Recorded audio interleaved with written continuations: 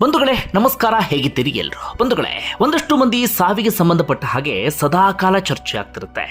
ಆ ಸಾವಿನ ಕುರಿತಾಗಿ ಪ್ರಶ್ನೆ, ಕುತೂಹಲ ಜನರಲ್ಲಿ ಹಾಗೆ ಉಳ್ಕೊಂಡಿರುತ್ತೆ. ಅಂತಹ ಒಂದು ಸಾವಂದ್ರೆ ನಟಿ ನಿವೇದಿತಾ ಜೈನ್ ಅವರ ಸಾವು. ನಟಿ ನಿವೇದಿತಾ ಜೈನ್ ಯಾರಿಗೆ ತಾನೇ ಗೊತ್ತಿಲ್ಲ ಹೇಳಿ. ಮುದ್ದು ಮುಖದ ನಟಿ. ಆರಂಭದಲ್ಲೇ ಕನ್ನಡ ಸೇರಿದಂತೆ ಬೇರೆ ಬೇರೆ ಭಾಷೆಗಳಲ್ಲಿ ಭರವಸೆಯನ್ನ ಮೂಡಿಸಿದಂಥವರು, ಫ್ಯೂಚರ್ ಸ್ಟಾರ್ ಅಂತ ಕರೆಸಿಕೊಂಡಂಥವರು. ಹೀಗಿದ್ದಂಥ ನಟಿ ಬರೀ 19ನೇ ವಯಸ್ಸಿಗೆ ಅನುಮಾನಾಸ್ಪದವಾಗಿ ಸಾವನ್ನಪ್ತಾರೆ. ಹೀಗಾಗಿ ಅಂದಿನಿಂದ ಇವರ ಸಾವಿನ ಕುರಿತಾಗಿ ಒಂದಷ್ಟು ಚರ್ಚೆ, ಪ್ರಶ್ನೆ ಎಲ್ಲವೂ ಕೂಡ ಇತ್ತು. ಹಾಗೆ ಆ ಸಾವಿನ ರಹಸ್ಯವಾಗಿ ಉಳ್ಕೊಂಡಿತ್ತು.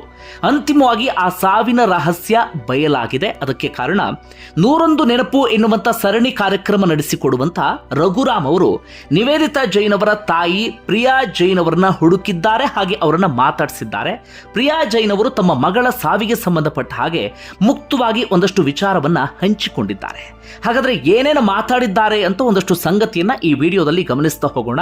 ಸಿನಿಮಾ ಇಂಡಸ್ಟ್ರಿಯ ಕುರಿತಾಗಿ ಕುತೂಹಲ ಇರುವಂತವರಿಗಾಗಿ ಈ ಸ್ಟೋರಿಯನ್ನ ನಿಮ್ಮ ಮುಂದೆ ಇಡ್ತಾ ಹೋಗ್ತೀನಿ.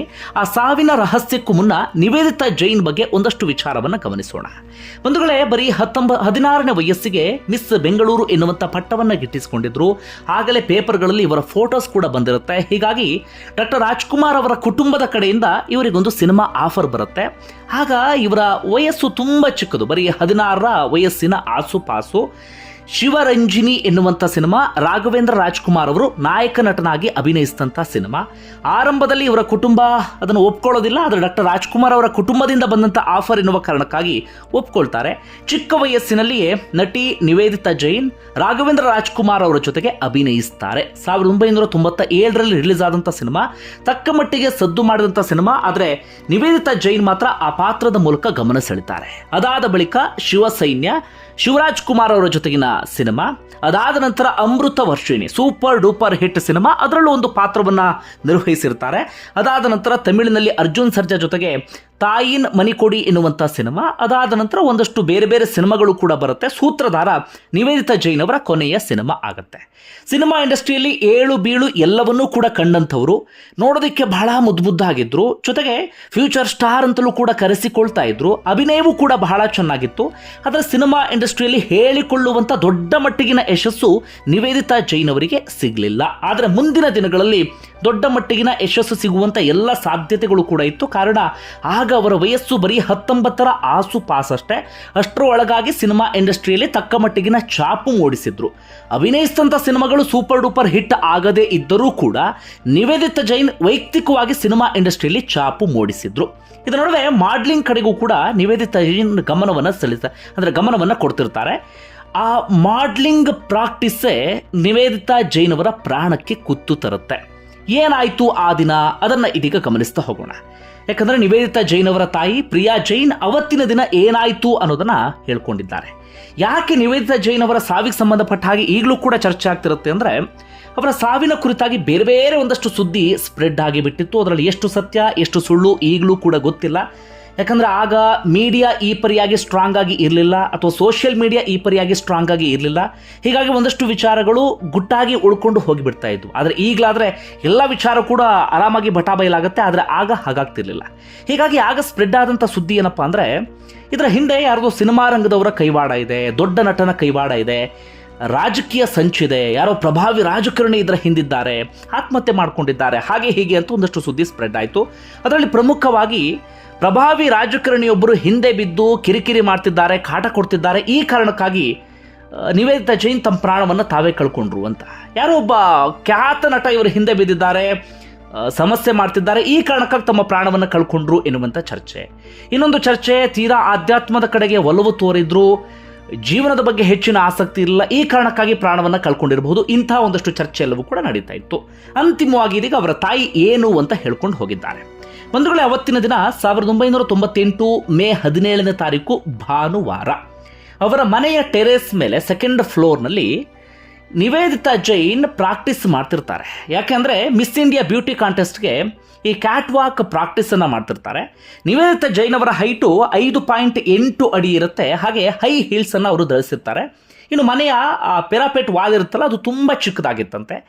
ಆ ಕಡೆ ಈ ಕಡೆ ಕ್ಯಾಟ್ ವಾಕ್ ಮಾಡುವಂಥ ಸಂದರ್ಭದಲ್ಲಿ ಇದ್ದಕ್ಕಿದ್ದ ಹಾಗೆ ಸ್ಲಿಪ್ ಆಗಿ ಬಿಡ್ತಾರೆ, ತಕ್ಷಣವೇ ಕೆಳಗಡೆ ಬಿದ್ದು ಬಿಡ್ತಾರೆ. ಹೆಚ್ಚು ಕಡಿಮೆ 35 ಅಡಿ ಕೆಳಗಡೆ ಬಿದ್ದು ಬಿಡ್ತಾರೆ. ಮನೆಯವರೆಲ್ಲರೂ ಕೂಡ, ಅವರ ತಾಯಿ ಅಡುಗೆ ಮನೇಲಿರ್ತಾರೆ, ಅವರ ತಂದೆ ಬೇರೆಯವರೆಲ್ಲರೂ ಕೂಡ ಇರ್ತಾರೆ. ತಕ್ಷಣವೇ ಓಡಿ ಬರ್ತಾರಂತೆ. ಅವರನ್ನು ಅಲ್ಲಿಂದ ಸೀದಾ ಕರ್ಕೊಂಡು ಹಾಸ್ಪಿಟಲ್ಗೆ ಹೋಗ್ತಾರೆ. ಮೊದಲು ಒಂದು ಬೇರೆ ಹಾಸ್ಪಿಟ್ಲಿಗೆ ಹೋಗ್ತಾರೆ. ಅದಾದ ಬಳಿಕ ಮಲ್ಯ ಆಸ್ಪತ್ರೆಗೆ ಅವರನ್ನು ದಾಖಲಿಸ್ತಾರೆ. ಅಷ್ಟೊತ್ತಿಗಾಗಲೇ ನಿವೇದಿತಾ ಜೈನ್ ಸೆಮಿ ಕೋಮಾಗೆ ಜಾರಿ ಆಗಿತ್ತು. ಒಮ್ಮೆ ಎಚ್ಚರ ಆದರೆ ಮತ್ತೊಮ್ಮೆ ಅವರು ಸಂಪೂರ್ಣವಾಗಿ ನಿದ್ರೆಗೆ ಜಾರುವಂಥ ಪರಿಸ್ಥಿತಿ, ಒಮ್ಮೆ ಏನಾದರೂ ನೆನಪಾದರೆ ಇನ್ನೊಮ್ಮೆ ಎಲ್ಲವೂ ಕೂಡ ಮರೆತು ಹೋಗುವಂಥ ಪರಿಸ್ಥಿತಿ. ನಿಮ್ಗೆ ಗೊತ್ತಿರುತ್ತೆ ಸೆಮಿ ಕೋಮಾ ಯಾವ ರೀತಿಯಾದಂಥ ಪರಿಸ್ಥಿತಿ ಇರುತ್ತೆ ಅಂಥೇಳಿ. ಒಮ್ಮೊಮ್ಮೆ ಮಾತಾಡ್ತಾರೆ, ಒಮ್ಮೊಮ್ಮೆ ಮಾತಾಡೋದಕ್ಕೆ ಸಾಧ್ಯ ಆಗದಂತಹ ಸ್ಥಿತಿ ನಿವೇದಿತಾ ಜೈನ್ ಅವರಿಗೆ ಎದುರಾಗುತ್ತೆ. ಸಿನಿಮಾ ಇಂಡಸ್ಟ್ರಿ ಎಲ್ಲರೂ ಕೂಡ ಹಾಸ್ಪಿಟಲ್ಗೆ ಬರ್ತಾರೆ.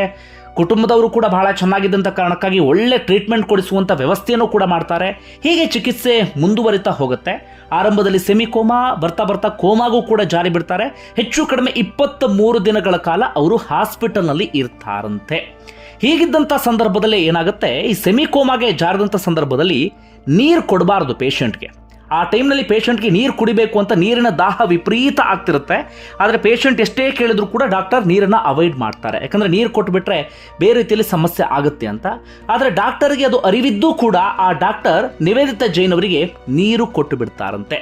ನೀರು ಕುಡಿತಾ ಇದ್ದ ಹಾಗೆ ತಕ್ಷಣ ಅವರಿಗೆ ಫಿಟ್ಸ್ ಬಂದುಬಿಡುತ್ತೆ, ಬ್ರೈನ್ ಶೇಕ್ ಆಗಿ ಬಿಡುತ್ತೆ. ಬ್ರೈನ್ ಶೇಕ್ ಆಗ್ತಾ ಇದ್ದ ಹಾಗೆ ಅವರು ಕಂಪ್ಲೀಟ್ ಆಗಿ ಕೋಮಾಗೆ ಜಾರಿ ಬಿಡ್ತಾರೆ.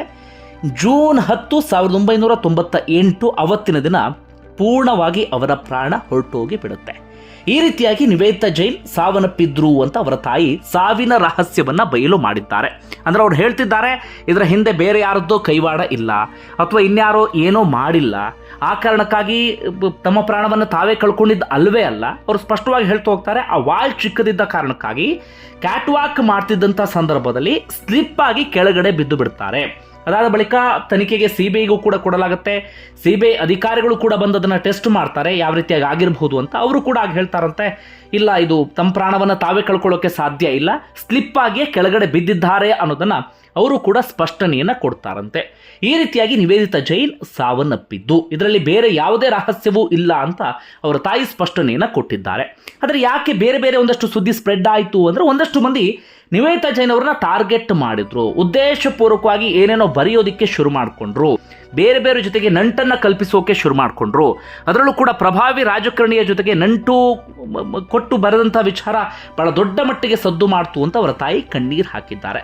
ಅಲ್ಲಿಗೆ ಇಷ್ಟು ವರ್ಷಗಳ ಕಾಲ ನಿವೇದಿತಾ ಜೈನ್ ಅವರ ಸಾವಿಗೆ ಸಂಬಂಧಪಟ್ಟಂಥ ಇದ್ದಂಥ ರಹಸ್ಯ ಬಯಲಾದ ಹಾಗೆ ಕಾಣಿಸ್ತಾ ಇದೆ. ಯಾಕಂದರೆ ನಿವೇದಿತಾ ಜೈನ್ ಅವರ ತಾಯಿಯ ಮಾತಲ್ಲಿ ಇನ್ನೇನೋ ಸುಳ್ಳಿದೆ, ಇನ್ನೇನೋ ಗೌಪ್ಯತೆಯನ್ನು ಅಡಗಿಸಿಟ್ಟಿದ್ದಾರೆ ಅಂತ ಅನಿಸ್ತಾ ಇಲ್ಲ. ತುಂಬ ಮುಕ್ತವಾಗಿ ಆರಾಮಾಗಿ ಮಾತಾಡಿದ್ದಾರೆ. ಹೀಗಾಗಿ ಇನ್ನು ಮುಂದೆ ನಿವೇದಿತಾ ಜೈನ್ ಸಾವಿಗೆ ಸಂಬಂಧಪಟ್ಟ ಹಾಗೆ ಹೆಚ್ಚು ಚರ್ಚೆ ಮಾಡುವಂಥ ಅವಶ್ಯಕತೆ ಇಲ್ಲ ಅಂತ ನಾನು ಅಂದ್ಕೊಳ್ತೀನಿ. ಬಂಧುಗಳು, ನಿಮಗೆ ಏನಿಸ್ತಾ ಕಮೆಂಟ್ ಬಾಕ್ಸಲ್ಲಿ ಮೆನ್ಷನ್ ಮಾಡಿ. ಧನ್ಯವಾದ ವಿಡಿಯೋ ನೋಡಿದ್ದಕ್ಕಾಗಿ.